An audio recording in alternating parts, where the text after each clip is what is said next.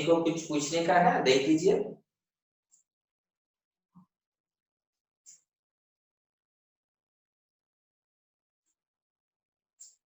नहीं याद करना, हम लोग प्रेशर के बारे में जब पढ़े हुए थे उससे जस्ट पहले एक टर्म समझाया हुआ था, थ्रस्ट।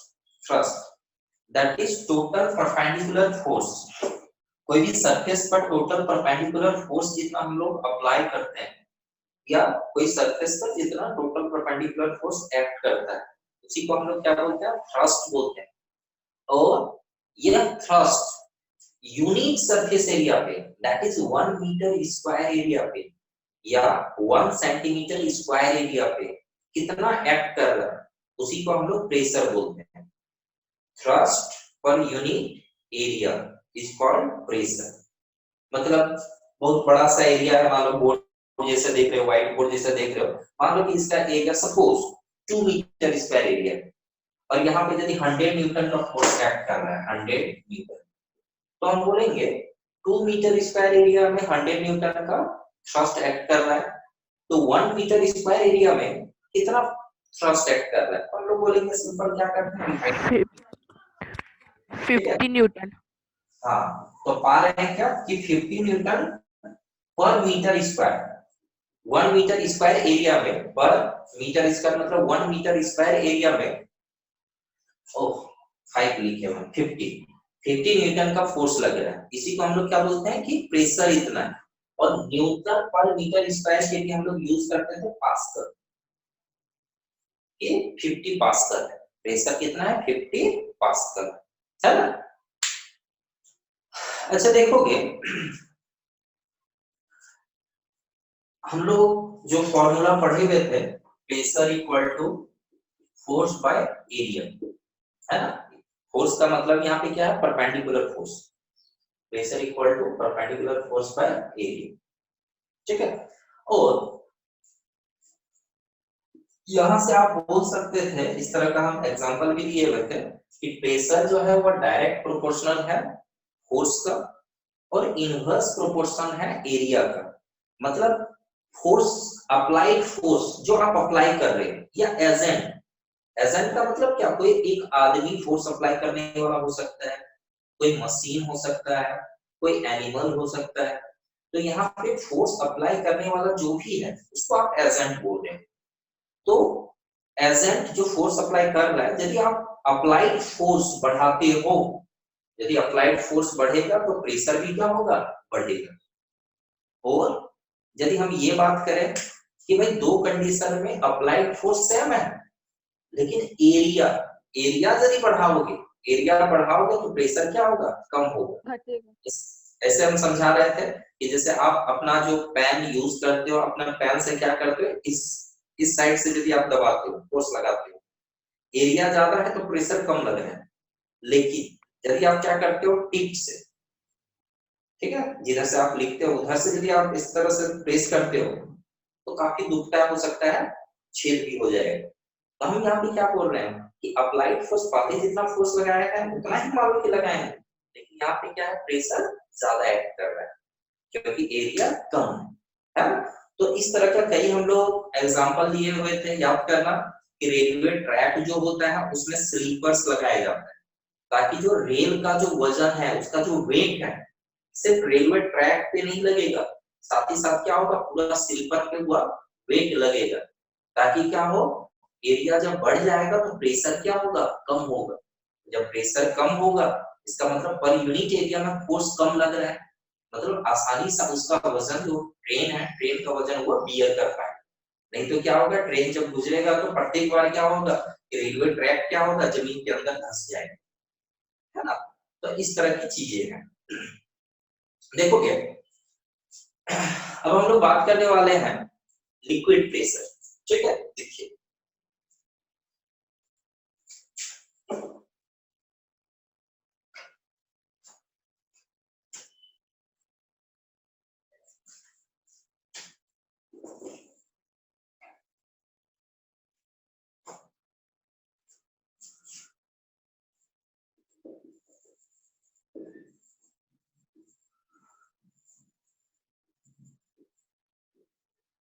ध्यान देना, ऐसे जिस ढंग से आप सॉलिड प्रेशर के लिए एक फॉर्मूला देखें, pressure equal to force by area या थ्रस्ट बाय एरिया, इसी तरह से लिक्विड प्रेशर में भी एक फॉर्मूला आएगा। हालांकि इस फॉर्मूला से रिलेटेड आपका स्कूल एकेडमिक एग्जाम में न्यूमेरिकल्स नहीं आएगा, है ना, लेकिन कॉम्पिटिटिव में आपका आ सकता है, इसलिए हम बता रहे हैं। तो देखोगे लिक्विड प्रेशर का फॉर्मूला है एच रो जी। अब यहाँ पे हम लोग टर्म्स को समझते हैं, एच का मतलब क्या है, रो का मतलब क्या है और जी का मीनिंग क्या है। ठीक है, तो यहाँ के लिए आपके लिए एक टर्म जी जो होगा एक नया टर्म होगा, जी एक्सेलरेशन ड्यू टू ग्रेविटी को हम लोग बोलते हैं। अब यहाँ पे बात आ जाती है कि एक्सेलरेशन क्या है, एक्सेलरेशन ड्यू टू ग्रेविटी क्या है। ठीक है, तो इसके लिए क्या करते हैं, सबसे पहले चलो हम एक्सेलरेशन के बारे में बताते हैं। ठीक है, क्योंकि आप आगे चल के आप एक्सेलरेशन ये टर्म का यूज करोगे, है ना। तो देखोगे एक्सेलरेशन क्या है, तो लिक्विड प्रेशर पढ़ाने से पहले हम एक्सेलरेशन एक टर्म हम पढ़ा रहे हैं और एक्सेलरेशन ड्यू टू ग्रेविटी। चलो ये टॉपिक हटाते हैं और एक्सेलरेशन समझ लो। फिर एक डेंसिटी एक टर्म है, डेंसिटी भी हम समझा रहे हैं। ठीक है, देखो सबसे पहले तो डेंसिटी समझ लीजिए कि एक छोटा टॉपिक है डेंसिटी। इवन आप मैथ में डेंसिटी टर्म का यूज करते हो, density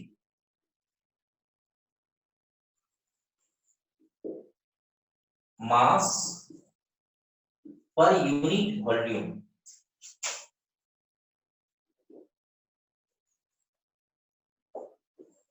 is called density।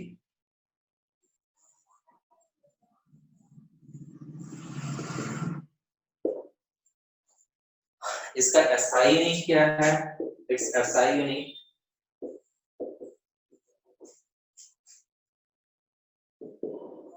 Is kilogram per metre cube और सीजीएस यूनिट जो है and it's CGS unit is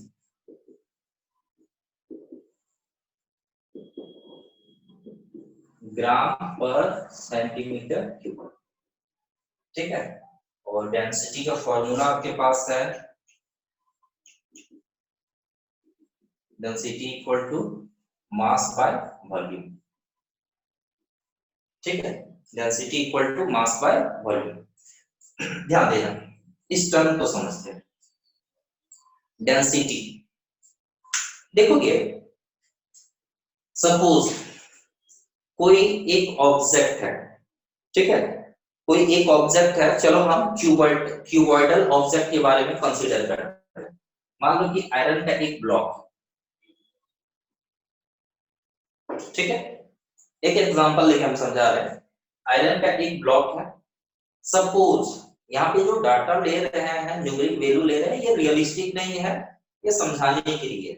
ठीक है, ऐसा नहीं कि इसका आयरन का आप डेंसिटी समझ लो और लर्न कर, ऐसा नहीं है, समझाने के लिए ऐसे ही हम डाटा ले रहे हैं, न्यूमेरिक वैल्यू ले रहे हैं। मान लेते हैं कि एक आयरन का ब्लॉक लिए, आयरन का एक टुकड़ा लिए तो क्यूबॉइड के शेप का है। चलो इसको हम वजन यदि किए तो पता चला कि इसका जो वजन है सपोज 10 केजी, 10 केजी। ठीक है, या ग्राम में यदि चलो हम लोग बात करते हैं तो सपोज 1000 ग्राम, ये मान लेते हैं 10 केजी नहीं 1 किलोग्राम का है, चलो हम मान लेते हैं कि 1000 ग्राम। ठीक है, फिर अब क्या करते हैं, इसका हम वॉल्यूम मेजर करते हैं। याद करना क्यूबॉइड का वॉल्यूम हो सकता है, फॉर्मूला आपको पता होगा, volume equal to length into breadth into height. तो मान लो कि इसका वॉल्यूम हम लोग को पता था और इसका जो वॉल्यूम है वो कितना है, सपोज 250 सेंटीमीटर क्यूब। वॉल्यूम और कर वॉल्यूम का एसआई यूनिट क्या, सेंटीमीटर क्यूब। यदि आप क्या करते थे, वॉल्यूम का फॉर्मूला यदि आप लगा रहे हो length into breadth into height, length into breadth into height, मतलब क्या, यदि सारा वैल्यू सेंटीमीटर में यदि है तो आप बोलोगे centimetre into centimetre into centimetre, इसलिए आप क्या लिखते हो, सेंटीमीटर क्यूब। ठीक है, तो चलो इसका मास हम लोग जान लिए कि मास कितना है 100 ग्राम है, वॉल्यूम कितना है 250 सेंटीमीटर क्यूब। यदि हम इसको डिवाइड कर देते हैं, ठीक है, इसको डिवाइड किया, इसी को हम लोग डेंसिटी बोलेंगे, डेंसिटी का सिंबल है रो। तो हम बोलेंगे इसको यदि हम डिवाइड कर देते हैं, rho equal to mass by volume, जो फॉर्मूला हम लिखे मास बाय वॉल्यूम, तो हम बोलेंगे मास कितना 4 डिवाइडेड बाय वॉल्यूम कितना 250।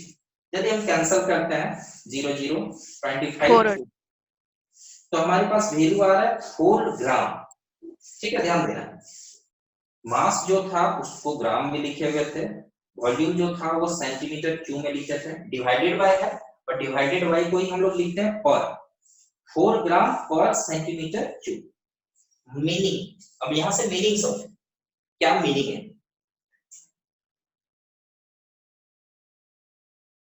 मतलब आयरन जो है पर सेंटीमीटर क्यूब वॉल्यूम यदि रहता है, 1 सेंटी पर का मतलब क्या 1 सेंटीमीटर क्यूब वॉल्यूम यदि रहता है, तो 1 सेंटीमीटर क्यूब वॉल्यूम में उसका मास कितना है 4 ग्राम। मतलब आप ये समझ सकते हो 1 सेंटीमीटर क्यूब वॉल्यूम कब होगा, समझो बात, 1 सेंटीमीटर क्यूब वॉल्यूम तब होगा जब एक आयरन ब्लॉक 1 सेंटीमीटर लेंथ का होगा, 1 सेंटीमीटर ब्रेथ होगा और 1 सेंटीमीटर हाइट होगा। तो वॉल्यूम तब आप जब निकालोगे तो क्या होगा 1 into 1 into 1 मतलब 1 सेंटीमीटर क्यूब। ठीक है, 1 सेंटीमीटर क्यूब। जब भी आप वॉल्यूम बोल रहे हो 1 सेंटीमीटर क्यूब, इसका मतलब क्या, एक ऐसा ब्लॉक जिसका लेंथ है 1 सेंटीमीटर, ब्रेथ है 1 सेंटीमीटर और हाइट कितना है 1 सेंटीमीटर। और जैसे आप बिल्कुल आप समझ सकते हो डाइस, जो लूडो का गोटी, आप देखते हो कि लूडो का गोटी का उसका वॉल्यूम 1 सेंटीमीटर क्यूब ही होता है। मार्केट में जनरली जिस शेप का मिलता है, 1 सेंटीमीटर लेंथ, 1 सेंटीमीटर ब्रेथ और 1 सेंटीमीटर हाइट, तो उसका वॉल्यूम होता है 1 सेंटीमीटर क्यूब। और 1 सेंटीमीटर क्यूब का आप मास लेना चाहते हो, 1 सेंटीमीटर क्यूब का मास जब आप लेते हो तो आप उसी को बोलते हो कि यह डेंसिटी। और हर एक में, हर एक ऑब्जेक्ट, हर एक सब्सटेंस में आप यही करते हो, ताकि आप उसमें क्या करो, उसमें कितना पार्टिकल्स है 1 सेंटीमीटर क्यूब में कितना पार्टिकल्स है और वो पार्टिकल्स कितना भारी है, डेंसिटी मतलब डेंस कितना है, उसके बारे में पता लगाया जा सकता है। तो आप पाओगे ऐसे 4 नहीं आता है, लगभग 8 या उससे भी ज्यादा आएगा वैल्यू। तो एक हम एग्जांपल लिए लेते हैं आयरन के बारे में, ठीक है। बाय द वे ये जो सब्सटेंस है, तो हम पाए कि 1 सेंटीमीटर क्यूब मतलब इस ऑब्जेक्ट का यदि 1 सेंटीमीटर क्यूब का टुकड़ा लेंगे तो उसका मास कितना आ रहा है 4 ग्राम। तो हम सीधे बोलेंगे इस ऑब्जेक्ट का डेंसिटी कितना है, 4 ग्राम पर सेंटीमीटर क्यूब। मतलब 1 सेंटीमीटर क्यूब वॉल्यूम यदि दिया जाए तो इसका मास कितना है 4 ग्राम। इसी तरह से ध्यान देना, आप हमेशा पढ़ते रहे हो या फिर केमिस्ट्री में डिस्कस किए होंगे, फिजिक्स में भी डेंसिटी ऑफ वाटर, ये याद रखा जाता है कि वाटर का डेंसिटी कितना है। तो वाटर का जो डेंसिटी है वो है 1 ग्राम पर सेंटीमीटर क्यूब। सीजीएस में, सीजीएस मतलब जो छोटा यूनिट में हम लोग यूज करते हैं, density of water 1 gram per centimetre cube. 1 gram per centimetre cube का मतलब क्या, आप वाटर है उसको तो आप ब्लॉक के रूप में तोड़ नहीं सकते हो, तो लिक्विड को आप इस तरह से एज्यूम करो कि आपके पास एक छोटा सा डब्बा है और वो छोटा सा डब्बा जो है, वो बॉक्स जो है 1 सेंटीमीटर लेंथ है, 1 सेंटीमीटर ब्रेथ है और 1 सेंटीमीटर हाइट है, बिल्कुल जो डाई होता है डाई के बराबर, ठीक है। और उसमें आप क्या करते हो, वाटर उसमें फिल कर देते हो। जब उसमें वाटर फिल कर दिया मतलब आप बोलोगे वहां पे जो पानी आप भरे उसका वॉल्यूम कितना है 1 सेंटीमीटर क्यूब। क्यों, क्योंकि 1 सेंटीमीटर लेंथ, ब्रेथ और हाइट वाला कंटेनर में है, तो कंटेनर का जितना कैपेसिटी है, कंटेनर का जितना वॉल्यूम है, उतना वॉल्यूम वाटर का भी है। तो आप बोलोगे अब चलो वजन कर लेते हैं। आप यदि आप मास मेजर कर लो, ठीक है, बीम बैलेंस से, तो आप पाओगे कि वो 1 ग्राम हो। मतलब वाटर का डेंसिटी क्या है 1 ग्राम पर सेंटीमीटर क्यूब। कि 1 सेंटीमीटर क्यूब में यदि वॉल्यूम 1 सेंटीमीटर क्यूब लेते हैं तो 1 सेंटीमीटर क्यूब में उसका मास कितना है 1 ग्राम। तो ये वाटर का डेंसिटी हो। यदि कोई एक लकड़ी का टुकड़ा है तो हम यदि देखें, ठीक है, मान लो कि कच्चा लकड़ी है जो भारी है थोड़ा, कच्चा लकड़ी का टुकड़ा था और जो अभी मेजरमेंट बताया आयरन लेके, लेकिन सोचो कि लकड़ी का टुकड़ा है तो इसका क्या आ रहा है 4 ग्राम पर सेंटीमीटर क्यूब। ठीक है, तो यही है डेंसिटी। डेंसिटी का मतलब क्या, मास पर यूनिट वॉल्यूम। मतलब हम लोग कर क्या रहे हैं, ध्यान देना, टोटल मास जो 1000 ग्राम था टोटल वॉल्यूम से यदि डिवाइड कर दी तो इसके पूरे ब्लॉक के लिए ले रहे हैं, टोटल मास लिए टोटल वॉल्यूम लिए, जब डिवाइड किए तो हमारे पास क्या आएगा 1 सेंटीमीटर क्यूब का कितना मास है ये आ गया। ठीक है, तो टोटल मास और टोटल वॉल्यूम को जब हम लोग डिवाइड कर देते हैं तो हमारे पास क्या आता है, मास आता है। किसका मास आता है 1 सेंटीमीटर क्यूब वॉल्यूम का मास आता है। तो इसलिए डिफाइन कैसे किया गया, देखो मास, डेंसिटी क्या है, मास है, किसके लिए, पर यूनिट वॉल्यूम की। 1 सेंटीमीटर क्यूब वॉल्यूम का मास कितना है, कोई भी ऑब्जेक्ट का, चाहे सॉलिड है तो उसको ब्लॉक काट के ले लिए, लिक्विड है तो एक कंटेनर में ले लिए, गैस है तो भी वो कंटेनर में लिया जा सकता है। ठीक है, तो ये सीजीएस यूनिट है ग्राम per centimetre cube, CGS unit की लेके एग्जांपल लिए। हाँ, एसआई यूनिट जो है वो क्या है, ग्राम का छोटा सॉरी ग्राम से जो बड़ा यूनिट होता है वो क्या होता है किलोग्राम, सेंटीमीटर से जो बड़ा यूनिट होता है वो क्या होता है मीटर। तो हम लोग बोलेंगे कि इसका एसआई यूनिट क्या होगा किलोग्राम पर मीटर क्यूब। ठीक है, और आपको ध्यान में रखना है कि जब भी आप मान लो सीजीएस यूनिट में वैल्यू दिया है, आपको एसआई यूनिट में वैल्यू को कन्वर्ट करना है, तो सिंपल आप 1000 से मल्टीप्लाई कर दो, आपका काम हो जाएगा। ठीक है, तो जैसे 1 ग्राम पर सेंटीमीटर क्यूब जो है वाटर का डेंसिटी, इसमें यदि आप 1000 मल्टीप्लाई कर देते हैं तो क्या आया 1000 आया 1000 है ना। इसके लिए वाटर का यदि हम बात करें 1000 into 1 तो 1000 आया, तो बोलेंगे इसका डेंसिटी क्या है 1000 kilogram per metre cube. Meaning ध्यान देना 1000 किलोग्राम पर मीटर क्यूब, इसका मीनिंग समझो कि वाटर जो है वो 1000 किलोग्राम मास रखेगा, कब, जब इसका वॉल्यूम होगा 1 मीटर क्यूब। मतलब 1 मीटर लेंथ का, 1 मीटर ब्रेथ का और 1 मीटर हाइट का एक बॉक्स होगा। 1 मीटर लेंथ, 1 मीटर ब्रेथ और 1 मीटर हाइट, तीनों को मल्टीप्लाई करोगे 1 into 1 into 1 तो वैल्यू क्या आएगा 1 ही आएगा 1 मीटर क्यूब। तो 1 मीटर क्यूब इतना बड़ा बक्सा में आप यदि आप वाटर डाल दो और वजन यदि करो तो पक्का है 1000 किलोग्राम है, इसलिए उसका डेंसिटी एसआई यूनिट में क्या बोला गया 1000 किलोग्राम पर मीटर क्यूब। लेकिन सीजीएस यूनिट चलो हम लोग आसानी से समझ सकते हैं कि 1 सेंटीमीटर लेंथ ब्रेथ हाइट का बॉक्स में जब पानी डालो और वजन कर लो आएगा कितना 1 किलो। ठीक है, तो 1 सेंटीमीटर क्यूब वॉल्यूम में जितना मास होता है उसी को क्या बोलते हैं डेंसिटी बोलते हैं। ठीक है, तो यहाँ पे क्या क्या बेनिफिट है देखोगे हम लोग, यहाँ पे लिक्विड प्रेशर में हम लोग डिस्कस करेंगे। जैसे देखो मान लो कि क्या करते हो आप वाटर की, वाटर का डेंसिटी क्या है 1 ग्राम पर सेंटीमीटर क्यूब, वहीं आप क्या करते हो एक कंटेनर 1 सेंटीमीटर क्यूब वॉल्यूम वाला उसमें हनी डाल देते हो, हनी मधु है ना, तो हनी यदि डाल देते हो तो आप पाओगे कि 1 ग्राम नहीं है कुछ ज्यादा है, हो सकता है वो 2 ग्राम। इसका मतलब क्या है कि 1 सेंटीमीटर क्यूब में वो ज्यादा मास रख रहा है, मतलब उसमें डेंसिटी क्या है ज्यादा है, पार्टिकल्स सामने सामने है, उसका पार्टिकल्स भारी है। तो हम लोग समझ सकते हैं कि इसका जो पार्टिकल्स है सामने सामने है मतलब डेंस ज्यादा है, तो इसीलिए बोलते हैं कि डेंसिटी ज्यादा है। ठीक है, तो यही है डेंसिटी। क्लियर है सबको, सब समझ गया? Yes sir. ठीक है, बहुत अच्छे से ध्यान में रखना ये, ठीक है, हर जगह जरूरत पड़ेगा इसलिए हम इतना डिटेल में जाते हैं कि छोटी छोटी चीज को हम समझाते हैं। ठीक है, तो डेंसिटी, ये डेंसिटी हो, ठीक है, स्क्रीनशॉट ले लो है ना, मिटाने वाले हैं अब एक्सेलरेशन बताने वाले हैं। सर हो गया। ठीक है, यस सर हो गया।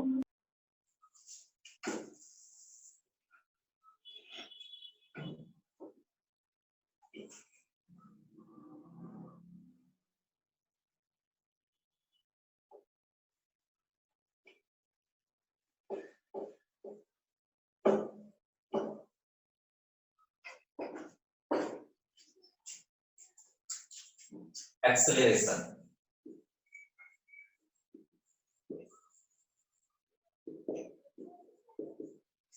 देख, इसको डिफाइन हम लोग ऐसे करते हैं, the rate of change of velocity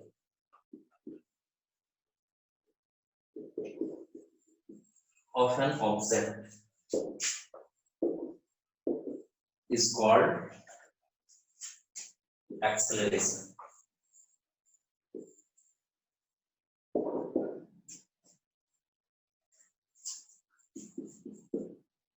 It is a vector quantity. हम लास्ट क्लास में स्केलर और वेक्टर क्वांटिटी में डिस्कस किए थे, है ना? Yes or not? Yes, sir. Its SI unit is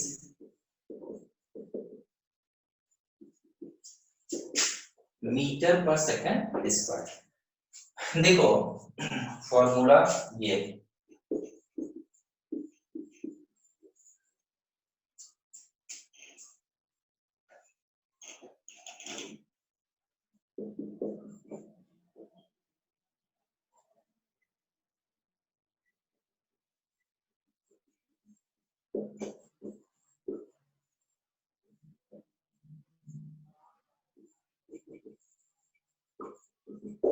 ध्यान देना एक्सेलरेशन क्या है, इसको एक एग्जांपल से समझते हैं। बाइक आप देखते हो सकता है चलाते भी होंगे कोई कोई, या स्कूटी चलाते होंगे, तो आप देखो कि हाथ में जब आप चला रहे हो तो इस तरह से यदि आप हाथ में जो आप होल्ड करते हो, पकड़ते हो, वो एक्सेलरेटर पता होगा कि ये एक्सेलरेटर। एक्सेलरेटर जब स्टार्ट करके आगे बढ़ने लगते हो, इस तरह से यदि मूव करते हो तो आप पाते हो कि जो बाइक है वो उसका वेलोसिटी बढ़ जाता है। वेलोसिटी मतलब आप बोल सकते हैं स्पीड भी कुछ हद तक, ठीक है। स्पीड एक स्केलर क्वांटिटी है और वेक्टर वेलोसिटी क्या है, एक वेक्टर क्वांटिटी, यही डिफरेंस, ठीक है। तो वेलोसिटी का मतलब क्या कि एक सेकंड में कितना मीटर तक वो गया हुआ है, तो ये आप वेलोसिटी बोलते हो, ठीक है, कितना मीटर तक वो डिस्प्लेसमेंट कवर किया है। तो ध्यान देना यहाँ पे एक्सेलरेशन का बात हम लोग कर रहे थे। बाइक का एक्सेलरेटर पर हाथ है, इस तरह से यदि आप घुमाते हो, उसको मूव करते हो, तो आप पाओगे कि बाइक का जो वेलोसिटी है वो काफी बढ़ने लगता है, बढ़ जाता है उसका वेलोसिटी। यदि इस तरह से आप करते हो तो क्या होता है, घटता है। मतलब एक्सेलरेटर करता क्या है, बाइक का वेलोसिटी को या तो बढ़ाता है या फिर क्या करता है, घटाता है। तो एक्सेलरेटर मतलब वेलोसिटी को बढ़ाना या घटाना, इसी को क्या बोलेंगे, वेलोसिटी में चेंजेस लाना। तो वेलोसिटी में जितना चेंजेस आ रहा है सिर्फ उसको एक्सेलरेशन नहीं बोलेंगे। वेलोसिटी में जो चेंजेस आ रहा है और वो चेंज कितने टाइम के लिए देखेंगे, 1 second. The rate of change of velocity, rate का मतलब होता है कि इस रेट से वेलोसिटी चेंज हो रहा है। इस रेट से मतलब क्या, पर सेकंड में कितना चेंज हो। रेट का मतलब यहाँ पे है, चलो ये अंडरलाइन करके हम लिख भी देते हैं। यहाँ पे रेट का मतलब है पर सेकंड, इन 1 सेकंड, इन 1 सेकंड। यहाँ पे रेट का मतलब क्या है, इन 1 सेकंड। रेट का मीनिंग यहाँ मतलब कोई भी ऑब्जेक्ट का वेलोसिटी 1 सेकंड में कितना चेंज किया, उसी को बोलते हैं क्या, एक्सेलरेशन। ठीक है, जल्दी एग्जांपल जल्दी हम लोग ले, ध्यान देना एग्जांपल एक डिस्कस करते हैं कि एक कोई कार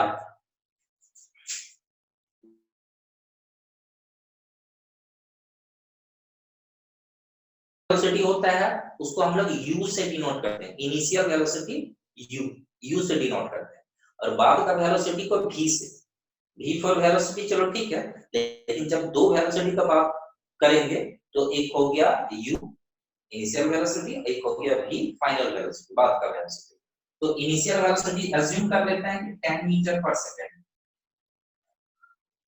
बाद में मान लो कि कुछ देर के बाद, सपोज 5 सेकंड के बाद हम देखें कि इसका कार का जो वेलोसिटी है, final velocity that is v 20 metre per second.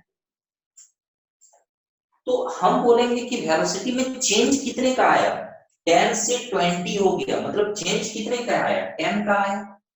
Change के लिए हम लोग सीधे क्या करते हैं, फाइनल माइनस इनिशियल वैल्यू लेते हैं। तो हम बोलेंगे चेंज इन वेलोसिटी कितना होगा, चेंज इन वेलोसिटी के लिए क्या होगा देखोगे, चेंज इन वेलोसिटी, तो हम बोलेंगे चेंज इन वेलोसिटी कितना हो रहा है, तो बोलेंगे 20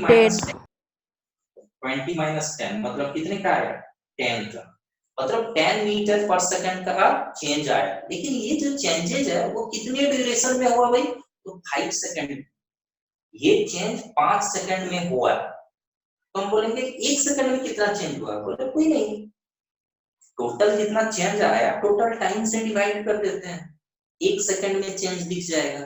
तो जब हम बोलेंगे चेंज इन वेलोसिटी 10, चलो ठीक है, लेकिन यदि हम बोलेंगे change in velocity in 1 second, in 1 second को ही हम लोग बोलते हैं rate of change of velocity, तो हम बोलेंगे चलो इसको टाइम से डिवाइड कर देते हैं, टाइम कितना है 5, टाइम कितना है 5, कैंसिल किए तो आया 2, मतलब 2 मीटर पर सेकंड, हर एक सेकंड में चेंज हुआ, 2 मीटर पर सेकंड का चेंजेस है हर सेकंड, और यही सेकंड और सेकंड मिल के क्या होता है, सेकंड स्क्वायर हो जाता है, तो हम लोग बोलते हैं एक्सेलरेशन कितना है 2 मीटर पर सेकंड स्क्वायर, मतलब हर एक सेकंड में वेलोसिटी जो है वो 2 मीटर पर सेकंड इंक्रीज किया है। लेकिन वेलोसिटी यदि डिक्रीज किया होता तो यहाँ पे नेगेटिव आता, कैसे, थोड़ा समझो। यदि हम लोग ऐसा लेते हैं कि इनिशियल वेलोसिटी 20 था, बाद में इसका वेलोसिटी डिक्रीज होकर 10 हो गया, टाइम उतना ही 5 सेकंड्स, तो हम बोलेंगे कि चेंज कितने का आया, तो चेंज का मीनिंग हम क्या बताएं, फाइनल माइनस इनिशियल, तो बोलोगे फाइनल 10 है, पहले कितना था 20, तो हम बोलेंगे फाइनल माइनस इनिशियल 10 माइनस 20, यदि आप कर लेते हो 10 माइनस 20, टोटल चेंज दिखा। अब बोलेंगे टोटल डिवाइड बाय टाइम कर लेते हैं 5 से, तो देख लो 10 माइनस 20 क्या होगा, -10, वैल्यू क्या आएगा -2, मतलब यहाँ पे जब आपके पास acceleration -2 metre per second square आ रहा है, मतलब 2 मीटर पर सेकंड डिक्रीज कर रहा है, नेगेटिव का मतलब यही है कि डिक्रीज कर रहा है, और जब नेगेटिव एक्सेलरेशन हो इसका एक दूसरा भी नाम है रिटार्डेशन, ठीक है, नेगेटिव एक्सेलरेशन का दूसरा नाम क्या है, रिटार्डेशन या डिसिलरेशन, एक्सेलरेशन का अपोजिट क्या, डिसिलरेशन या रिटार्डेशन, नेगेटिव एक्सेलरेशन, ठीक है। तो एक्सेलरेशन का मीनिंग हम क्या बता रहे हैं कि वेलोसिटी में 1 सेकंड में जितना चेंजेज आता है, कोई भी ऑब्जेक्ट, यदि आप एक्सेलरेटर दे रहे हो, बढ़ तो रहा है, लेकिन 1 सेकंड में कितना बढ़ा उसी को बोलते हैं एक्सेलरेशन। यदि आप कम कर रहे हो तो डिक्रीज हुआ वेलोसिटी, 1 सेकंड में कितना डिक्रीज किया उसी को क्या बोलेंगे, एक्सेलरेशन, ठीक है। कोई दिक्कत इसमें, नो सर। तो एक्सेलरेशन ये समझ गए होंगे, ठीक है, और जो एक्सेलरेशन बोले कि रिटार्डेशन बोलते हैं वो भी लिख देते हैं, ये एग्जांपल भी आपके पास यहाँ पे लिखा हुआ ही रह जाएगा, बस नोट पे हम ये जोड़ देते हैं कि नेगेटिव एक्सेलरेशन को क्या कहते हैं, है ना, तो एक नोट में क्या, नेगेटिव एक्सेलरेशन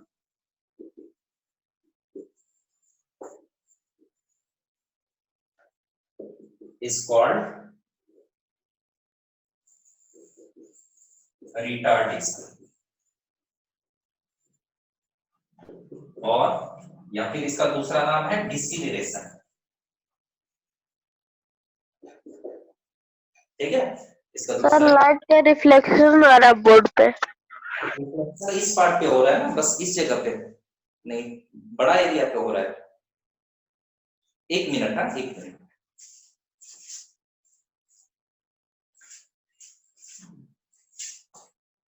बस इस एरिया पे हो रहा है ना रिफ्लेक्शन, इधर हमको जैसा फील हो रहा है, बस इस एरिया पे रिफ्लेक्शन थोड़ा सा हो रहा है, बाकी इधर तो यस सर। चलो ठीक है, बस लाइट कट गई है इसलिए ऐसा है।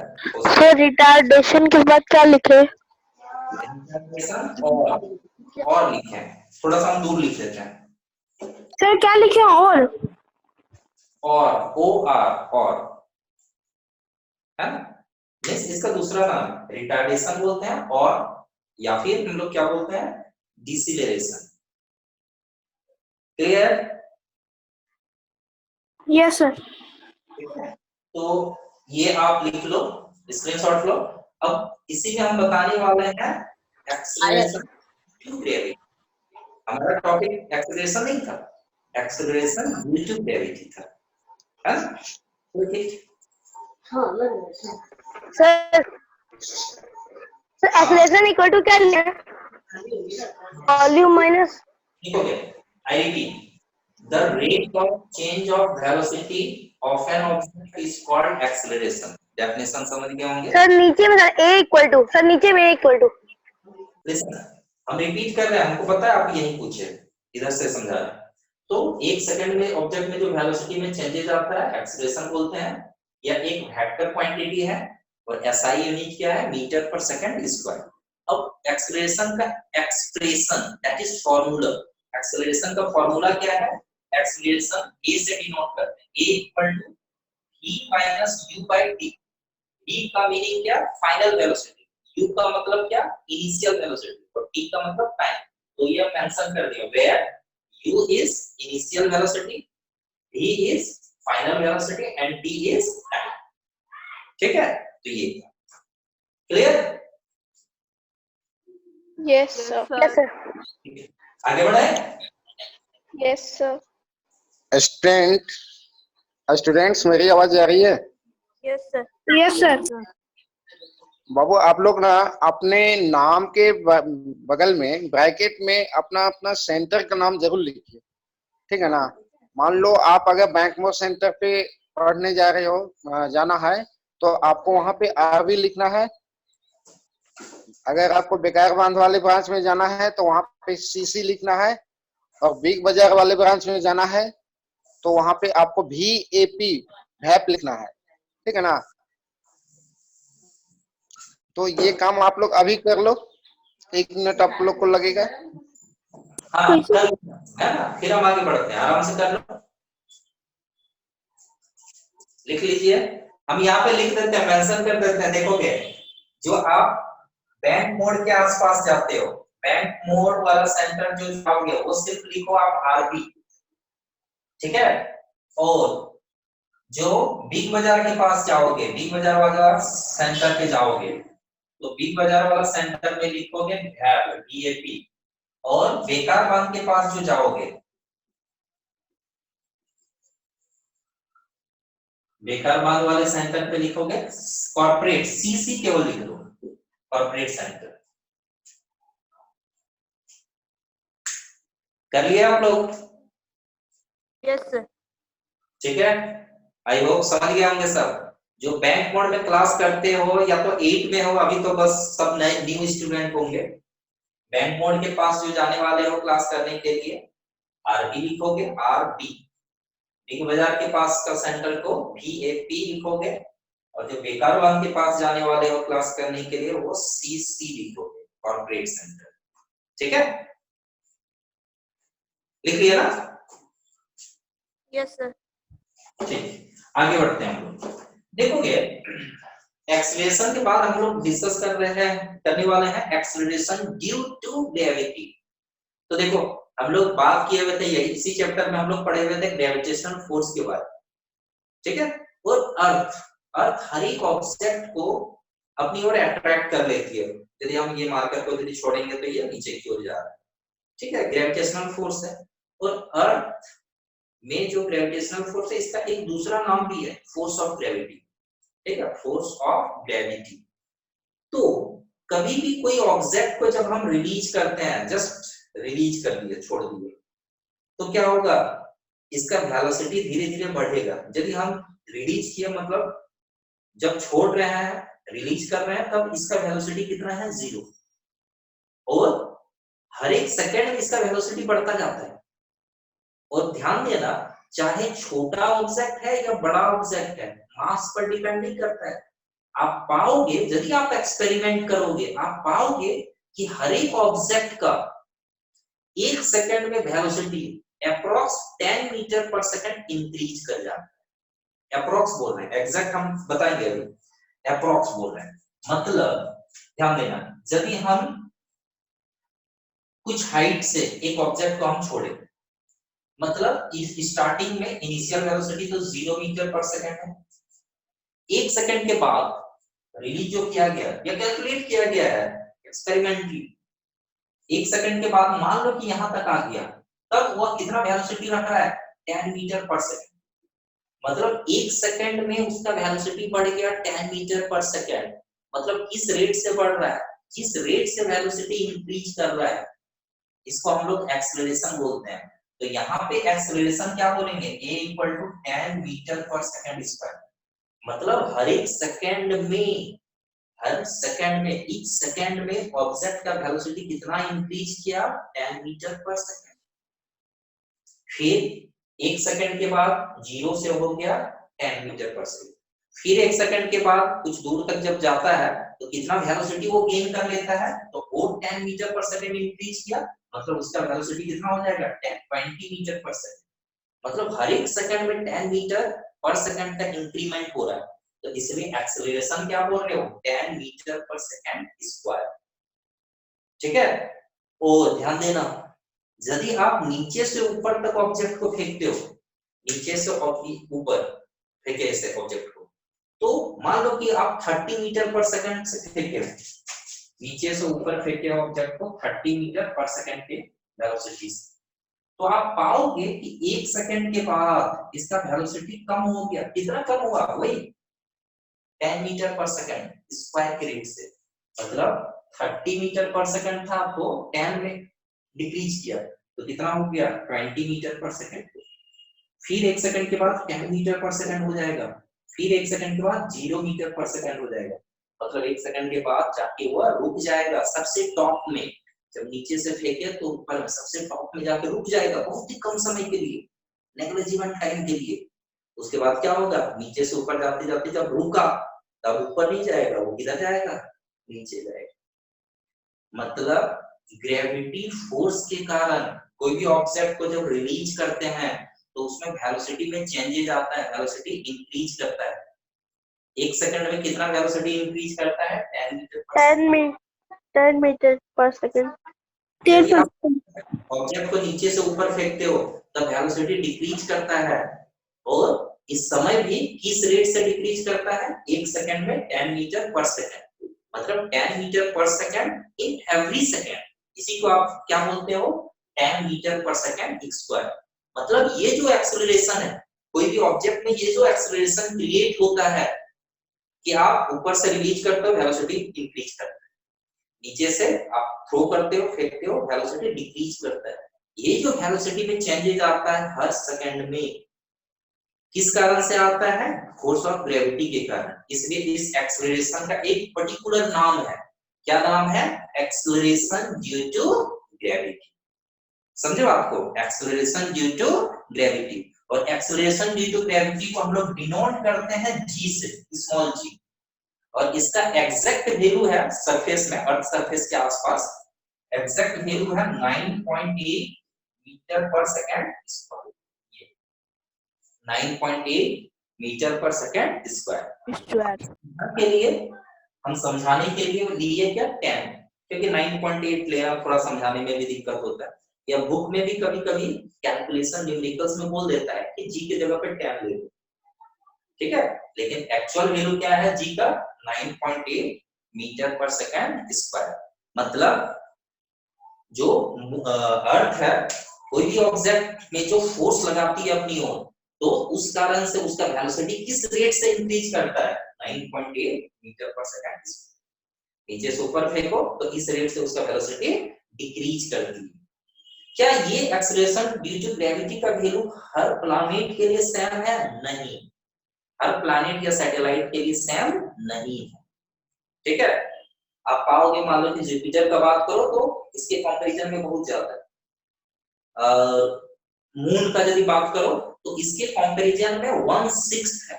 1/6 का मतलब क्या, ये यदि आप लिख रहे हो 9.8 डिवाइडेड बाय 6 आप करो, लगभग अप्रॉक्स 1.6 है। कैलकुलेट कर लो, 6 से यदि हम डिवाइड किया, 6 1 जा 6, पॉइंट दिए 3 है और 8 है 38, तो 6 6 जा 36 होता है, 36 जो 20 बनेगा पॉइंट के कारण, तो 6 3 जा 18, मतलब ये वैल्यू है 1.63 जो हम अप्रोक्स बोलते हैं 1.6 मीटर पर सेकंड स्क्वायर। मतलब मून में यदि आप बात करो तो एक्सेलरेशन ड्यू टू ग्रेविटी अर्थ के कंपैरिजन में 1/6 है। ठीक है, मतलब कोई भी ऑब्जेक्ट को यदि आप ऊपर से नीचे गिरा रहे हो तो उसका वेलोसिटी उतना जल्दी इंक्रीज नहीं करता है।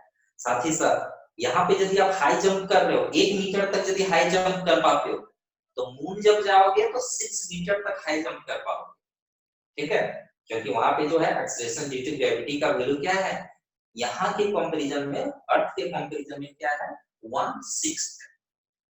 ठीक है, तो यही है। ठीक है, ये तो हम सिर्फ रफ किए हुए हैं, चलो लिख भी देते हैं एक्सेलरेशन ड्यू टू ग्रेविटी का वैल्यू क्या है। ठीक है, तो हम क्या बोले, एक्सेलरेशन आप समझ चुके थे। एक्सेलरेशन का मतलब क्या, वेलोसिटी इंक्रीज करेगी या डिक्रीज करेगी इन एवरी सेकंड। तो यहाँ पे फोर्स ऑफ ग्रेविटी के कारण जो वेलोसिटी में चेंजेज आता है एवरी सेकंड, उसी को हम लोग क्या बोलते हैं, एक्सेलरेशन ड्यू टू ग्रेविटी। और इसका वैल्यू कितना है 9.8 मीटर पर सेकंड स्क्वायर। ठीक है, आगे आप डिस्कस करोगे, हम बताएंगे कि जी का भी वैल्यू वेरी करता है। ठीक है, जी का भी वैल्यू वेरी करता है। क्या होता है देखोगे, हम लोग का जो अर्थ है, समझो बात को, हम लोग का जो अर्थ है वो परफेक्ट स्फीयर नहीं है, कुछ दबा हुआ सा है। मान लो कि ऐसा बोल सकते हो कि यहाँ पे रेडियस ज्यादा है और यहाँ पे रेडियस क्या है, कम। ठीक है, यहाँ पे रेडियस ज्यादा है और यहाँ पे रेडियस क्या है, कम, मतलब पोल में रेडियस कम है। ठीक है, तो इस कारण से क्या होता है, जी का जो वैल्यू है वो मैक्सिमम होता है पोल में। पोल में जी का वैल्यू मैक्सिमम होता है और इक्वेटर में जी का वैल्यू क्या होता है, मिनिमम होता है। ठीक है, तो जी का भी वैल्यू थोड़ा बहुत ज्यादा डिफर नहीं करता है, थोड़ा डिफर करता है, थोड़ा सा कम ज्यादा होता है। और सबसे ज्यादा कहाँ पे होता है, इक्वेटर पे होता है। ठीक है, और सॉरी, सबसे ज्यादा कहाँ पे होता है, पोल पे होता है। और सबसे कम कहाँ पे होता है, मिनिमम कहाँ पे होता है, इक्वेटर पे। ठीक है, तो यही सब सारा चीज हम लिख दे रहे हैं। क्लियर है यहाँ तक? ठीक है, Yes, sir. Yes, sir. Okay, notes हम के तौर पर लिख देते हैं। नहीं दिखाएंगे तो क्या होगा, बाद में भूल जाओगे। अभी तो लगता होगा सर एक ही चीज को इतना बार बोल दिया, याद रखिए, लेकिन 4 दिन बाद भूल जाओगे। इसलिए नोट्स भी होना बहुत जरूरी है। इसलिए जैसे जैसे आप पढ़ते जाते हो वैसे वैसे नोट भी करते जाओगे। आप सही कम टाइमिंग में आप अच्छा प्रिपरेशन एग्जाम के टाइम में यदि करना चाहोगे तो नोट्स, परफेक्ट नोट्स होना बहुत जरूरी है। ठीक है, अभी क्लासरूम प्रोग्राम वगैरह हम नहीं चला पा रहे हैं, चलो ऑनलाइन क्लास चल रहा है। सबसे स्टार्टिंग क्लास में 4-5 क्लास तक तो हम यही समझाते हैं बच्चों को। ठीक है, बच्चा सब भी थक जाता है कि सर एक ही चीज को क्यों बता रहा है। देखो होता है क्या है, एग्जाम के समय में क्या होता है कि आप मान लो कि साइंस एग्जाम जब देने वाले हो, फिजिक्स केमिस्ट्री बायो तीनों एक साथ है, पता चला कि नोट आप अच्छे से किए नहीं, 4 चैप्टर आपके नोटबुक में है, 2 चैप्टर रफ वाला कॉपी में था, पहला रफ कॉपी, 2 चैप्टर दूसरा रफ कॉपी, 2 चैप्टर और एक कॉपी। पता चला एग्जाम के दिन आप इधर उधर खाली खोज रहे हो और उसके बाद पूरा फैलाए हुए मार्केट फैला दिए हो। अपना जो स्टडी टेबल तो छोड़ दो, वो आप आगे बेड पे एक कॉपी, दूसरा कॉपी, तीसरा कॉपी, चौथा कॉपी, यहाँ से पढ़े वहां से पढ़े यहाँ से पढ़े। पता चला कि सर, मान लो कि स्कूल के टीचर आपको बोल दिए कि ये चैप्टर से आएगा ये क्वेश्चन। एग्जाम आप हॉल पहुंच गए, पता चला वहां जाने के बाद याद आ रहा है चैप्टर तो छोड़ के पढ़ना है, ये क्वेश्चन तो छोड़ के पढ़ना। तो कम टाइम में अच्छा प्रिपरेशन होगा, इसके लिए आपको करना क्या है, अभी से आप एक परफेक्ट नोट बनाते चलो। ठीक है, आप जो नोटबुक लिए हो, ठीक है, हो सकता है अभी मार्केट नहीं खुला, कोई नहीं, लेकिन उसको जहां पे भी लिख रहे हो एक ही जगह पे लिखो ताकि आपको कॉपी करने में आसानी हो। क्लियर ना, समझ रहे मेरी बात को हर कोई? Yes, sir. ठीक है, Yes, sir. केयरफुल रहो, थोड़ा अटेंटिव रहो, है ना। देखो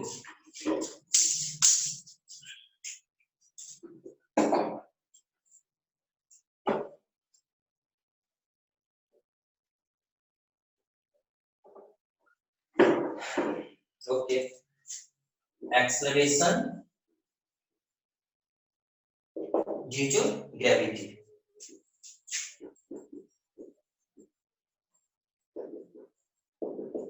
That is acceleration produced in any object due to force of gravity। और एक्सेलरेशन का मीनिंग आपको पता है कि एक्सेलरेशन का मतलब क्या, वेलोसिटी में चेंजेस एवरी सेकंड। तो आप बोलोगे acceleration produced in any object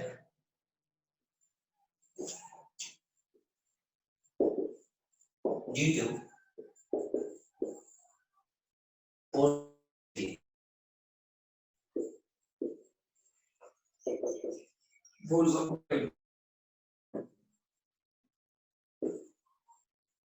acceleration due to gravity।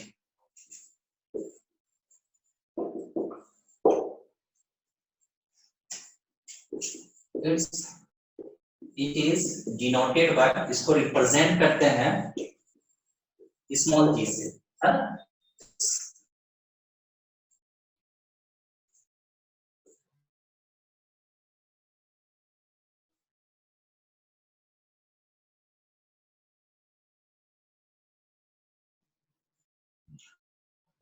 Maximum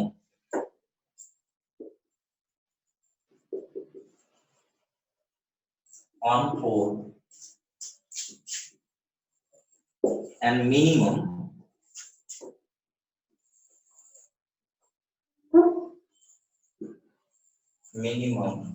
at pole and minimum at equators।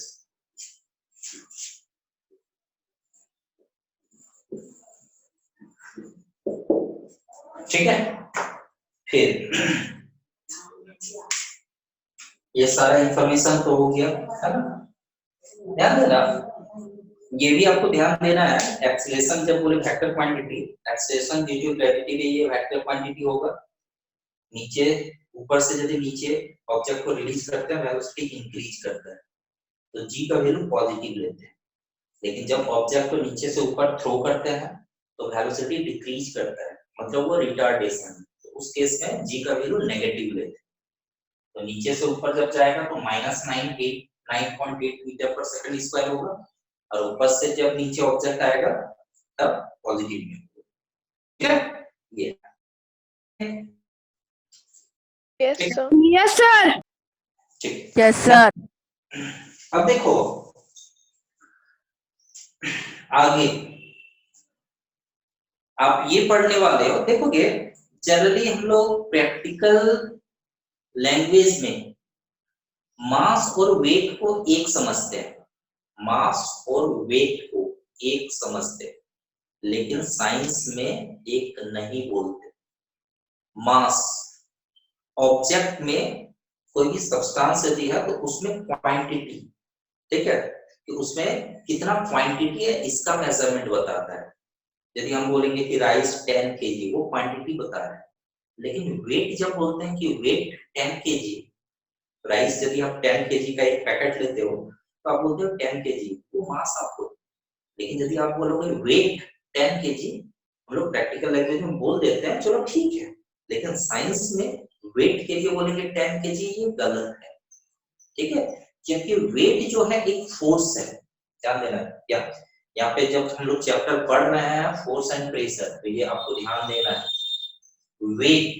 Weight of an object, कोई भी ऑब्जेक्ट का जो वेट है, वेट एक फोर्स है। कौन सा फोर्स? कि अर्थ हर एक ऑब्जेक्ट को अर्थ क्या करती है?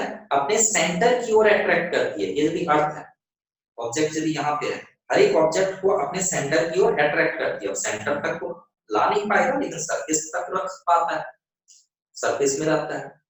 तो हर एक ऑब्जेक्ट को अर्थ अपने सेंटर की ओर अट्रैक्ट करती है।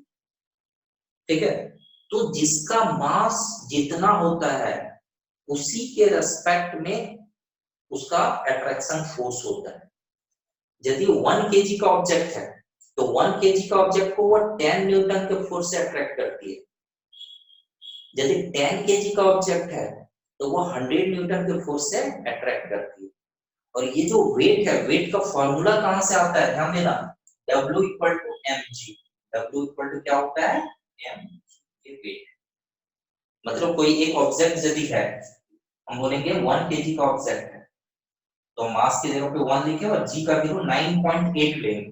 चलो हम लोग सुविधा के लिए बहुत जगह पे लेते हैं हम लोग 10, तो हम लोग यदि 10 ले लिए तो 1 into 10 कितना हुआ, 10 न्यूटन। ठीक है, तो 10 न्यूटन, 10 न्यूटन का फोर्स से, 10 न्यूटन के फोर्स से अर्थ 1 kg का ऑब्जेक्ट को अपनी ओर अट्रैक्ट करती है। ठीक है, देखो कि यहाँ पे और एक चीज आप बहुत अच्छे से एक्सपीरियंस कर सकते हो। क्या आपके दिमाग में, हर बच्चों के दिमाग में ये होगा कि फोर्स कैसा यूनिट न्यूटन है, चलो ठीक है ये समझ में आता है कि 1 न्यूटन का वैल्यू कितना होता है, ये आपके दिमाग में आता होगा कि 1 न्यूटन कितना वैल्यू रखता है। हम जो ऑब्जेक्ट पर फोर्स लगा है, हटा दे रहे हैं, तो आप अंदाजा नहीं लगा पाते हो कि 1 न्यूटन है, 2 न्यूटन है। ठीक है, लेकिन एक 1 न्यूटन कितना बड़ा वैल्यू होता है समझो। यदि 100 ग्राम का मास कितना है, 100 ग्राम मास है, 100 ग्राम, तो इसको SI यूनिट में यदि कन्वर्ट करें तो क्या होगा, 100/1000, ये किलोग्राम में चेंज हो गया, 2 जीरो कटा, वैल्यू क्या आया, वैल्यू आया 0.1 kg, 0.1 kg। मतलब 100 ग्राम का जो ऑब्जेक्ट है 0.1 kg उसका मास आप बोल रहे हो। इसको अर्थ अपने सेंटर की ओर कितना फोर्स से खींच रही है, तो देखोगे तो हम बोलेंगे मास इंटू m इंटू जी। तो m का वैल्यू कितना आएगा, 0.1 इंटू जी का वैल्यू कितना, 10। तो 10 इंटू 0.1 करोगे तो 1 न्यूटन आएगा, 1.0 मतलब क्या, 1 न्यूटन। ठीक है, 1 न्यूटन। तो यहाँ पे 0.1 इंटू 10 किया तो 1 न्यूटन आया। मतलब ये जो 1 न्यूटन आया, 1 न्यूटन के फोर्स से यदि आप 100 ग्राम का ऑब्जेक्ट को हाथ पे ऐसे रखे हुए हो, मतलब अर्थ नीचे की ओर 1 न्यूटन का फोर्स लगा रहा है, इसलिए आपको उसका वजन यहाँ पे फील हो रहा है। तो आप समझ लो, एक अंदाजा लगा लो कि 1 न्यूटन का फोर्स कितना बड़ा होता है।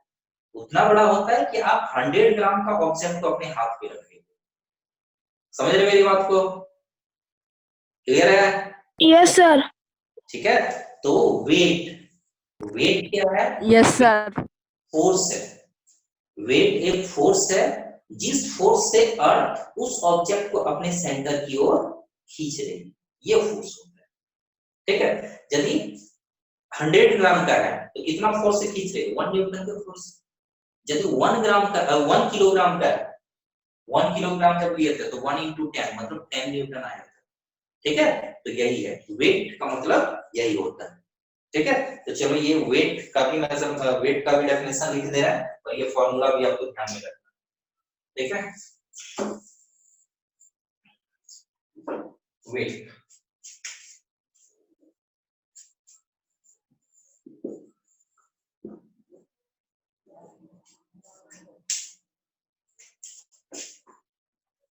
the force through which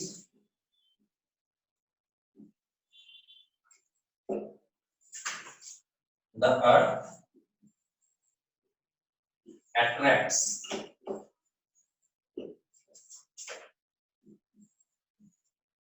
an object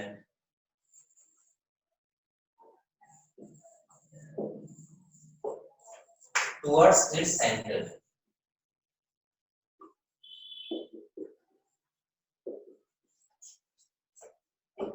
is called weight of the object of that object।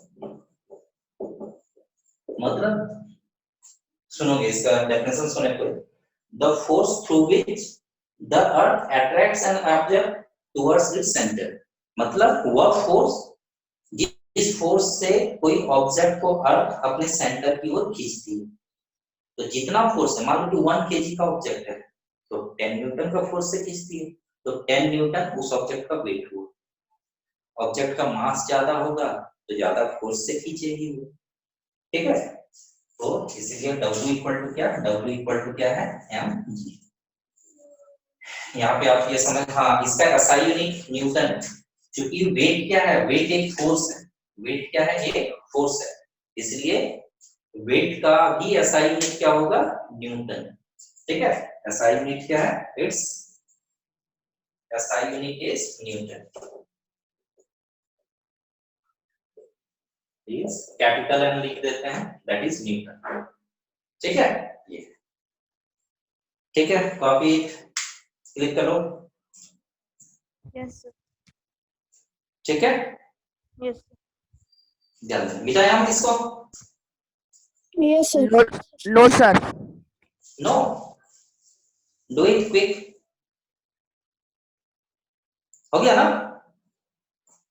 Yes sir, हो गया। ठीक,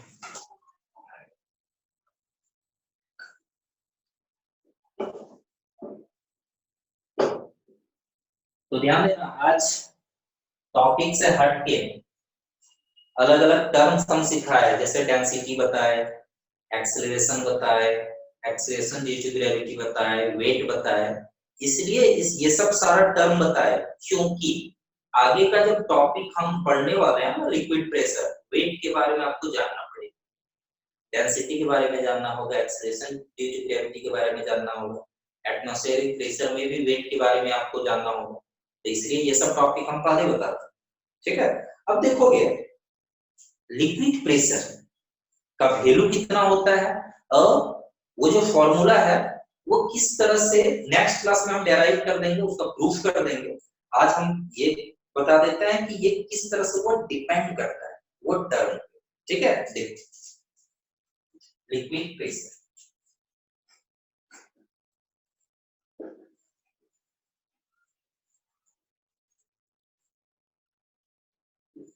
ये फॉर्मूला बस हम लिखे हुए हैं, लिक्विड प्रेशर का डेफिनेशन दिखाएंगे नेक्स्ट क्लास में दिखाएंगे। तो लिक्विड प्रेशर इक्वल टू होता है H रो G, जहां पे H का मतलब क्या है, where H equal to depth, depth बोलोगे या हाइट ऑफ लिक्विड कॉलम, चलो यहाँ पे लिख देते हैं हाइट ऑफ लिक्विड कॉलम,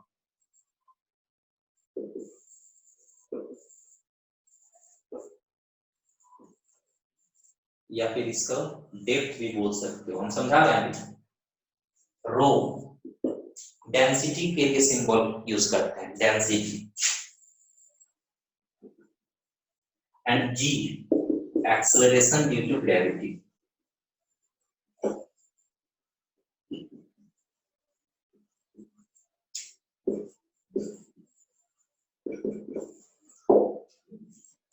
ध्यान देना, अभी हम क्या बोल रहे हैं, लिक्विड प्रेशर, इसका जो फॉर्मूला है, या लिक्विड प्रेशर तीन चीजों पर डिपेंड करता है। एक हो गया height of the liquid column, दूसरा हो गया डेंसिटी, और तीसरा हो गया एक्सेलरेशन ड्यू टू ग्रेविटी। तो समझो height of the liquid column को आप कैसे समझ सकते हो, देखो ठीक है, सपोज एक बोतल है, इसमें आप क्या रखे हो, वाटर रखे हो, कोई एक बोतल में आप पानी रखे हुए हैं और बोतल में क्या करते हो आप, छोटा सा होल कर देते हो, पिन देते हो और होल कर देते हो, एक यहाँ मान लो कि होल कर दी और एक यहाँ पे होल कर दी। ठीक है, ऑब्जर्व यदि नहीं किए हो तो अब ऑब्जर्व करना, आप पाओगे कि मान लो कि यहाँ से ऊपर वाले होल से जो पानी लीक कर रहा है, इस तरह से मान लो कि गिर रहा है, और नीचे वाले होल से यहाँ ऐसे गिर रहा है, मतलब जब ये ग्राउंड है, आप क्या देख रहे हो, नीचे वाला जो नीचे जो आप होल किए हुए हो, यहाँ पे वाटर जो इजेक्ट कर रहा है, निकल रहा है, काफी ज्यादा प्रेशर के साथ निकल रहा है, ऊपर वाले होल से क्या है, कम प्रेशर के साथ निकल रहा है। यहाँ यदि आप होल किए हो और पाओगे थोड़ा सा दिखता है कैसे गिर रहा है, मतलब लिक्विड प्रेशर, लिक्विड में जो यहाँ पे प्रेशर एक्ट कर रहा है ऊपर से देखते हैं, ध्यान देना, ऊपर से देखते हैं, ऊपर से नीचे यदि हम लोग बोलेंगे यहाँ पे डेप्थ कम है इसके कंपैरिजन में, यहाँ से यहाँ तक की कंपैरिजन। Yes sir. ठीक है, तो जब यस सर। डेप्थ जब ज्यादा होता है तो प्रेशर भी ज्यादा है। रीजन ये हो जाता है, समझो बात को, यहाँ पे जो लिक्विड प्रेशर है इस पॉइंट पे या इस लेवल पे जो लिक्विड प्रेशर है, तो यहाँ इस लेवल में क्या है, इससे ऊपर जितना लिक्विड कॉलम है, इसके ऊपर जितना लिक्विड है उसी का वेट लग रहा है। मान लो कि यहाँ से यहाँ तक जितना भी लिक्विड है, मान लो कि 50 ग्राम का लिक्विड होगा या ml भी बोल सकते हो, 50 ml लिक्विड है, तो उसी का वेट, उसी का वजन लग रहा है, वही वजन के कारण प्रेस हो रहा है। लेकिन यहाँ पे जब बात कर रहे हैं तो यहाँ से यहाँ तक जितना भी लिक्विड है वो पूरे वजन, पूरे का क्या हो रहा है, वेट का मतलब क्या, फोर्स। उस पूरे लिक्विड का जो वेट है, वेट के कारण जो फोर्स लग रहा है उस कारण से प्रेशर का मतलब क्या, फोर्स या perpendicular force per unit area. तो यहाँ पे फोर्स क्यों बढ़ रहा है, क्योंकि यहाँ पे लिक्विड कॉलम बढ़ रहा है, लिक्विड का अमाउंट बढ़ रहा है डेप्थ बढ़ने के कारण। इस कारण से क्या है, जब डेप्थ बढ़ रहा है तो लिक्विड कॉलम का हाइट बढ़ रहा है। लिक्विड कॉलम का हाइट मतलब यहाँ से यहाँ तक जो लिक्विड, यहाँ पे हाइट कम है और यहाँ पे क्या है, ज्यादा है, है ना। तो इसीलिए क्या है, डेप्थ यदि ज्यादा होगा तो लिक्विड प्रेशर भी क्या होगा, ज्यादा होगा, ये है। फिर डेंसिटी का यदि आप बात करो, डेंसिटी, तो डेंसिटी के लिए क्या, ये भी आपके बुक में इस तरह का आपको मिलेगा, फिगर मिलेगा, देखोगे डेंसिटी को किस तरह से बताया गया है। सपोज हम क्या करते हैं, एक होलो सिलिंड्रिकल सिलेंडर भी है। होलो का मतलब क्या, दोनों तरफ से खुला है। Suppose open at both and, इधर भी खुला है, इधर भी खुला है। नीचे क्या किया, बेलून, बड़ा सा बेलून आप इसमें बांध दिए, ठीक है, बेलून बांध दिए। एक दूसरा कंटेनर लिए, ठीक है, सेम साइज का, इग्नोर यदि छोटा बड़ा बन गया हो, सेम साइज का एक दूसरा कंटेनर लिए, इसमें भी बेलून बांध दिए। अब क्या करते हो, मान लो 1 लीटर पानी, 1 लीटर वॉल्यूम, वॉल्यूम क्या बोल रहे हैं, 1 लीटर, ठीक है, 1 लीटर पानी इसमें डाल दिया। Yes sir. बेलून के कारण तो अटकेगा, बेलून के कारण पानी इतना दिखेगा, इतना वजन उसके वेट के कारण नीचे की ओर आया। दूसरे कंटेनर में क्या करते हो, मरकरी डाल देते हो। बोल करना, मरकरी एक मेटल है जो लिक्विड स्टेट में मिलता है, पता है। Yes sir. Yes sir. Yes sir. Yes sir. जब मेटल है मतलब इसका डेंसिटी जो है होता है, वो भारी होता है ना।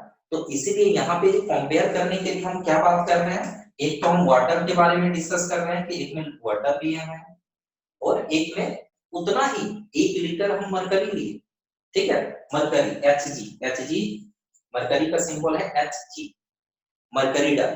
तो आप पाओगे कि मरकरी जो है, मरकरी का जो बेलून है, पाओगे कि कुछ ज्यादा दूर तक वो धंसा है, ठीक है। क्यों, ध्यान देना, यहाँ पे दोनों तो हम 1 लीटर लेंगे, 1 लीटर वाटर, 1 लीटर हम मरकरी वजन मेजर, एक में वाटर डाल दिए और एक में मरकरी। लेकिन मर्क्यूरी का यहाँ पे यदि ज्यादा प्रेस कर रहा है, प्रेशर यदि ज्यादा लगा रहा है, लिक्विड प्रेशर प्रेस ज्यादा कर रहा है, इसलिए बेलून क्या हो रहा है, बेलून का जो मेम्ब्रेन है वो नीचे की ओर खींचा रहा है, नीचे तक जा रहा है। इस कारण से यहाँ पे प्रेशर ज्यादा लग रहा है, फोर्स ज्यादा लग रहा है, और फोर्स सिर्फ इस कारण से ज्यादा लग रहा है क्योंकि उसमें डेंसिटी ज्यादा है, पर यूनिट वॉल्यूम में मास ज्यादा है, पार्टिकल्स काफी करीब है, और पार्टिकल्स यहाँ पे क्या है, वाटर के कंपैरिजन में काफी भारी है, उसका वेट ज्यादा है। समझ रहे मेरी बात को? Yes sir. ठीक है, तो यस सर। दूसरा जो फैक्टर देख रहे हैं, ये डेप्थ के कारण तो देखे ही, डेंसिटी के कारण, यहाँ पे डेंसिटी के भी कारण हम लोग बात किए कि डेंसिटी वाटर का कम है, वाटर का डेंसिटी, एग्जैक्ट डेंसिटी भी हम बता दे रहे हैं। वाटर का डेंसिटी जैसे हम बात किए 1 ग्राम पर सेंटीमीटर क्यूब, और मरकरी का जो डेंसिटी होता है वो 13.6 ग्राम पर सेंटीमीटर क्यूब होता है। ये एग्जैक्टली हम बता रहे हैं, क्योंकि ये स्पेसिफिक है, इसलिए आपको भी याद रखना होगा। जब हम एटमॉस्फेरिक प्रेशर बताएंगे तो वहां पे भी जरूरत पड़ेगा कि उसको मेजर करने के लिए बैरोमीटर का यूज किया जाता है, उसमें मरकरी यूज होता है, तो वहां पे डेंसिटी की जरूरत पड़ेगी। तो मरकरी का डेंसिटी कितना है? 13.6 ग्राम पर सेंटीमीटर क्यूब। मतलब 1 सेंटीमीटर क्यूब का डब्बा में पानी आप डाले थे तो 1 ग्राम आया था, लेकिन आप उसमें मरकरी डालोगे तो कितना ग्राम आएगा? 13.6 ग्राम। मतलब वाटर के कंपैरिजन में ये 13 टाइम्स ज्यादा है, 13 टाइम्स ज्यादा वेट रखता है। ठीक है, तो यहाँ पे जो डेंसिटी ज्यादा है तो ज्यादा फोर्स लगा रहा है, ज्यादा वेट इसका हो रहा है, इस कारण से क्या है, यहाँ पे लिक्विड प्रेशर ज्यादा है। ठीक है, फिर एक्सेलरेशन ड्यू टू ग्रेविटी और करना। अभी हम बात किया ना कि इसका वेट ज्यादा होगा तो W इक्वल टू क्या बोले? mg। W equal to mg मतलब वेट जो है मास पे डिपेंड करता है और g acceleration due to gravity पे डिपेंड करता है। तो अर्थ सरफेस पे, पूरे अर्थ सरफेस पे तो g का वैल्यू हम लोग सेम लेते हैं। ठीक है, जैसे हम बात किए कि पोल पे मैक्सिमम है, इक्वेटर पे मिनिमम है। ठीक है, तो मिला जुला के बोले तो कि सरफेस पर लगभग सेम होते हैं। ठीक है, और थोड़ा सा भी डिफरेंस को यदि हम लोग काउंट करके यदि चले तो हम लोग बोलेंगे कि g का वैल्यू पोल पे ज्यादा है, स्मॉल g का वैल्यू, तो वहां पे जब g का वैल्यू ज्यादा होगा तो लिक्विड प्रेशर भी क्या होगा? ठीक है, और g से रिलेटेड और भी डिस्कस कर सकते हैं, ध्यान देना। जैसे जैसे आप हाइट जाते हो, मान लो कि माउंटेन में चढ़ रहे हो, ठीक है, जैसे जैसे आप ऊपर जाओगे तो वहां पे क्या होगा? जी का वैल्यू धीरे धीरे कम होता है। ध्यान देना, कुछ हाइट के कारण जी का वैल्यू डिफर नहीं करता है। बहुत ज्यादा हाइट में डिफरेंस यदि आए, 2000 मीटर आप ऊपर चले गए, 2 किलोमीटर 4 किलोमीटर आप ऊपर चले गए, तो वहां पे यदि हम देखेंगे तो जी का वैल्यू जो है थोड़ा डिक्रीज कर जाता है। ठीक है, तो जी का वैल्यू जब कम हो गया तो यहाँ पे हम बोलेंगे जी का वैल्यू जब कम होगा तो लिक्विड प्रेशर भी क्या होगा? कम होगा। कम होगा। यस सर, कम होगा। ये तीसरा। Yes sir. ठीक है, तो लिक्विड प्रेशर का जो फॉर्मूला है उसके अनुसार डेप्थ ज्यादा, लिक्विड प्रेशर ज्यादा, डेंसिटी ज्यादा, लिक्विड प्रेशर ज्यादा। जी का वैल्यू जो है यदि कहीं बढ़ रहा है पोल में तो लिक्विड प्रेशर बढ़ेगा, कहीं घट रहा है तो लिक्विड प्रेशर घटेगा। ठीक है, तो आज के लिए इतना ही रखते हैं। ठीक है, आई थैंक होप यू सर। यहाँ तक आप समझ गए होंगे। नेक्स्ट क्लास में एटमॉस्फेरिक प्रेशर पढ़ेंगे और क्वेश्चंस भी डिस्कस यस करेंगे। सर। आपके पास जो मैपिंग बुक यस है सर। लगभग ये चैप्टर खत्म होने को है, इसलिए आप डाउट्स ला सकते हो कि सर ये तो सर। देखिए नहीं समझ में आ रहा है ना? ठीक है सर। पर्सनल डाउट्स भी पूछ सकते हो। हाँ बोलिए। सर कॉलम के बाद क्या लिखे हैं? कॉलम के बाद लिखे हैं depth. Height of liquid column का दूसरा नाम यहाँ पे क्या बोले? डेप्थ। कितना डेप्थ है ना? और डेप्थ हम लोग ऊपर से नीचे मेजर करते हैं कि कितना डेप्थ है, नीचे से नहीं लेते। ठीक है,